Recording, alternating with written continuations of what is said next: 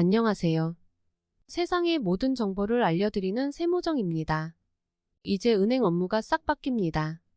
문제는 이걸 모르고 은행에 방문했다가 난감한 일을 당하시는 분들이 많다는 건데요.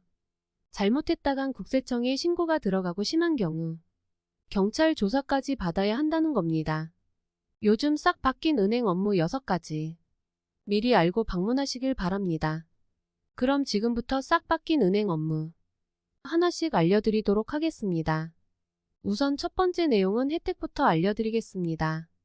그것은 바로 ATM 수수료 면제인데요. 주요 시중은행들이 65세 이상 어르신을 대상으로 ATM 이용 수수료를 면제하는 정책을 시행 중에 있습니다. 국민하나, 신한, 우리농협기업, 경남은행 등 시중은행은 65세 이상 고령층을 대상으로 ATM 이용 수수료 면제 혜택을 제공하고 있는데요. 하지만 은행마다 적용 시기가 다르고 또 홍보가 덜 되다 보니 이걸 몰라서 못 받는 분들이 많다고 합니다. 또한 은행마다 혜택의 범위가 조금씩 다릅니다. 영업시간 내에 ATM 수수료 면제인 곳들도 있고 영업시간 외에도 면제인 곳들도 있으니 자주 거래하시는 은행을 통해서 꼭 확인해 보시기 바랍니다. 이어서 두 번째는 바로 ATM 입출금 한도 변경인데요. 보이스피싱 범죄가 날로 진화하며 피해액이 커지고 있는 만큼 금융위원회에서는 금융 분야 보이스피싱 대응 방안을 발표했습니다.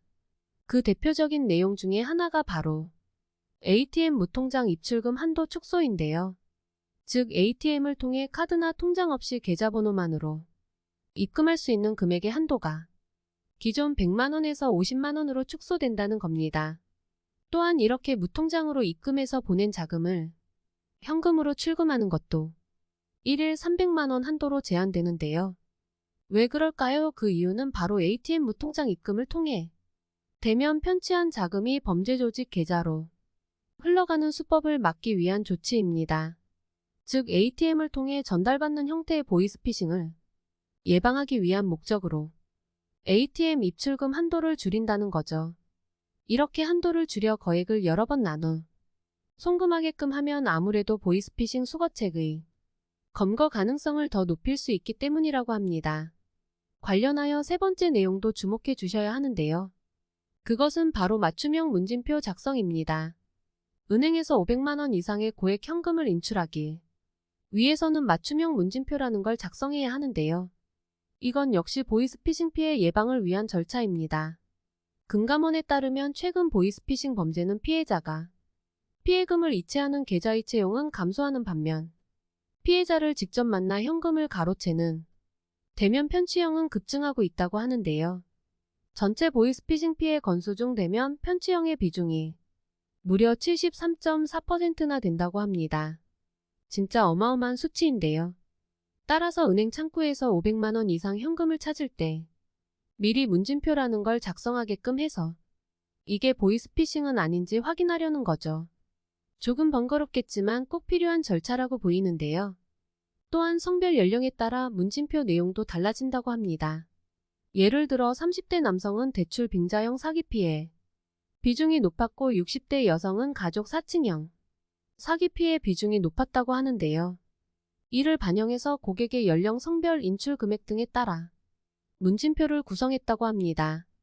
그러다 보니 문진표를 작성하는 과정에서 고객 스스로 사기당하고 있음을 자각할 가능성이 높다고 하는데요.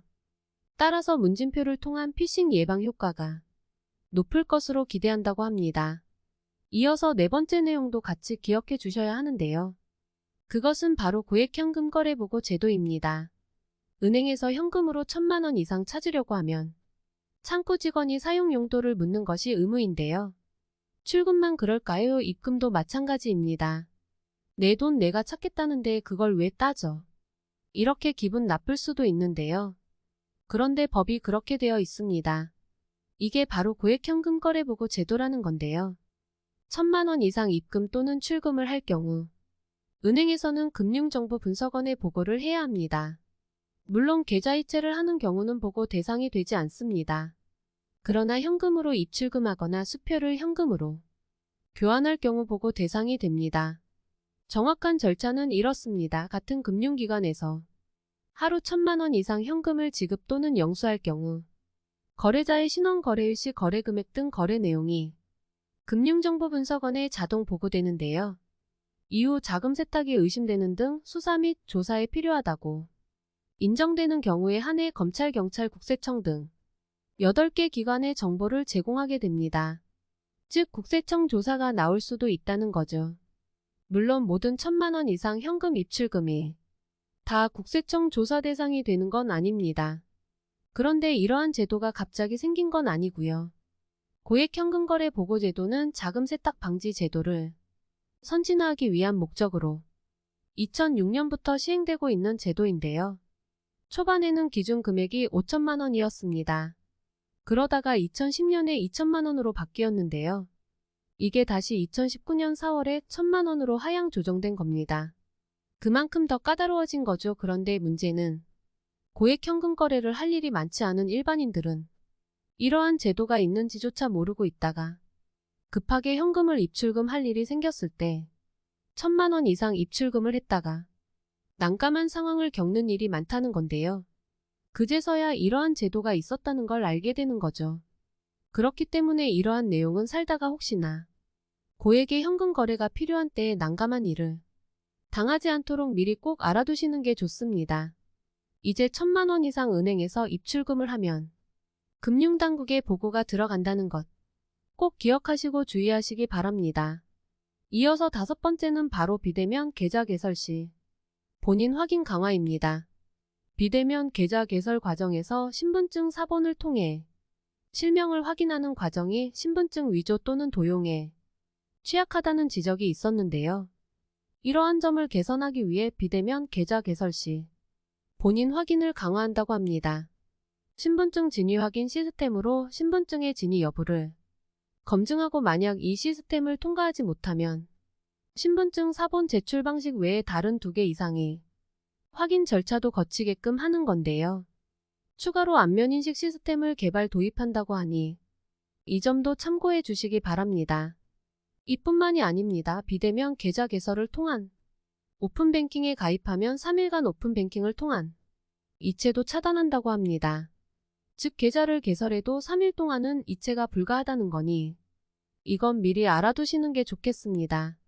마지막 6번째는 은행 방문 예약 서비스인데요.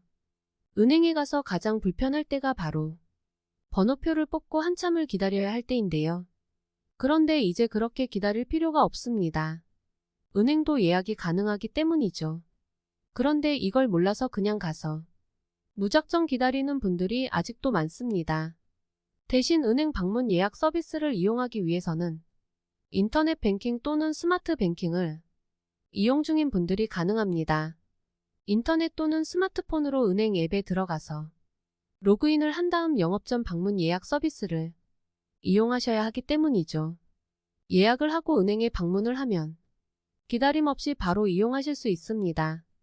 단 먼저 온 고객의 업무를 처리 중일 때에는 당연히 기다리셔야겠죠. 오늘 바뀐 은행 업무에 대한 얘기는 대부분 보이스피싱 범죄를 예방하기 위한 대책들이었습니다.